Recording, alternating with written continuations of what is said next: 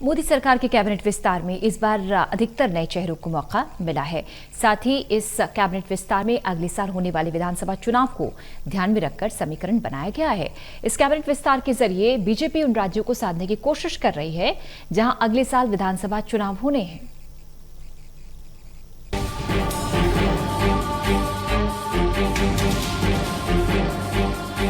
केंद्र की नरेंद्र मोदी सरकार की दूसरी पारी में बुधवार को पहली बार कैबिनेट विस्तार किया गया। कैबिनेट विस्तार को लेकर काफी पहले से ही खबरें चल रही थीं, लेकिन इस बार कैबिनेट विस्तार से पहले जो हुआ वो शायद ही किसी ने सोचा होगा। कैबिनेट विस्तार से पहले ऐसा फेरबदल हुआ जिनका अनुमान किसी ने नहीं लगाया था। मसलन कई ऐसे मंत्रियों को इस्तीफा देना पड़ा जिनका कद बीजेपी में काफी बड़ा है, जिनमें रविशंकर प्रसाद, डॉक्टर हर्षवर्धन, प्रकाश जावड़ेकर, रमेश पोखरियाल निशंक, संतोष गंगवार जैसे बड़े नेता शामिल हैं।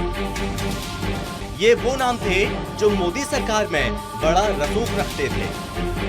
रविशंकर प्रसाद और प्रकाश जावड़ेकर जैसे बड़े नेता तो जब भी मोदी सरकार की तरफ से जवाब देने की बारी आती थी तो यही दोनों खासकर सामने आते थे और विरोधियों पर जमकर पलटवार करते थे, लेकिन फिर भी इनकी कुर्सी नहीं बच सकी। वहीं मोदी कैबिनेट में 36 नए चेहरों को शामिल किया गया, 7 मंत्रियों को प्रमोट कर उनका कद बढ़ाया गया, यानी कुल 43 मंत्रियों ने शपथ ली। इसके साथ ही मोदी कैबिनेट में प्रधानमंत्री समेत कुल मंत्रियों की संख्या 78 हो गई है। ये मोदी सरकार का अब तक का सबसे बड़ा मंत्रिमंडल है। आपको बता दें कि कैबिनेट में अधिकतम 81 मंत्री बनाए जा सकते हैं।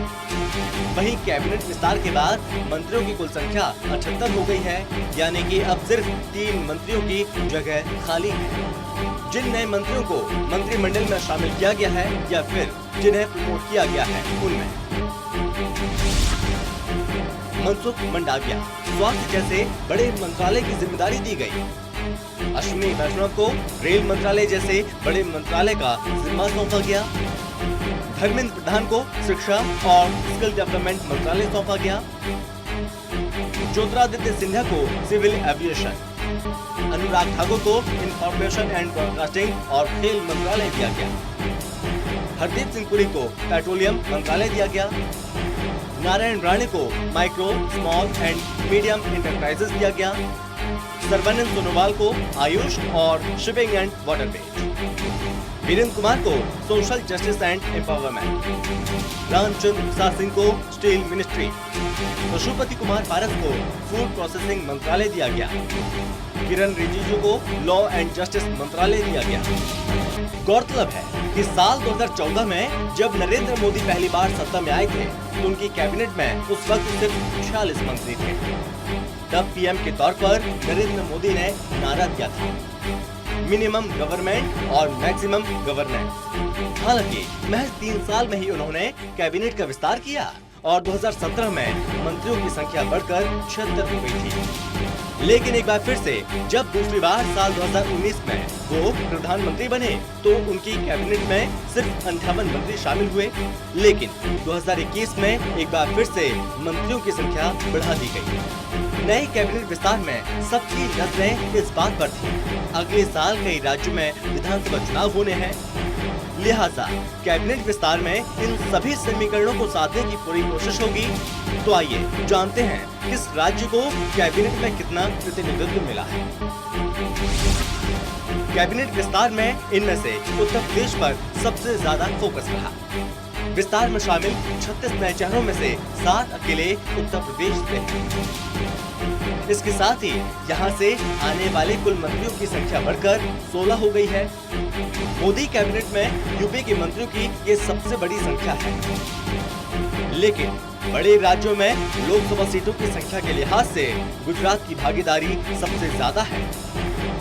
राज्य में 26 लोकसभा सीटें हैं, यहाँ से 6 मंत्री बनाए गए हैं, यानी लोकसभा सीटों के करीब 23% मंत्री। इस लिहाज से 80 लोकसभा सीटों वाला उत्तर प्रदेश 20% के साथ दूसरे नंबर पर है। वहीं 48 सीटों वाला महाराष्ट्र 19% के साथ तीसरे नंबर पर है। मोदी मंत्रिमंडल में 24 राज्यों के नेताओं को मंत्री बनाया गया है। राज्यों को इससे ज्यादा प्रतिनिधित्व सिर्फ 1991 की नरसिम्हा राव सरकार में मिला था, जब 26 राज्यों के नेताओं को मंत्री पद दिया गया था। मोदी ने 2009 की मनमोहन कैबिनेट की बराबरी की है। उस वक्त भी 24 राज्यों के नेताओं को मंत्री बनाया गया था।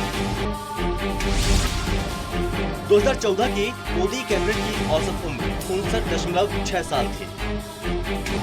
नजमा हेपतुल्ला उस वक्त 74 साल मोदी कैबिनेट की सबसे उम्रदराज मंत्री थी। स्मृति ईरानी उस वक्त 38 साल सबसे युवा मंत्री थी। 33 यानी करीब 72% मंत्री 50 साल या उससे कम उम्र के थे।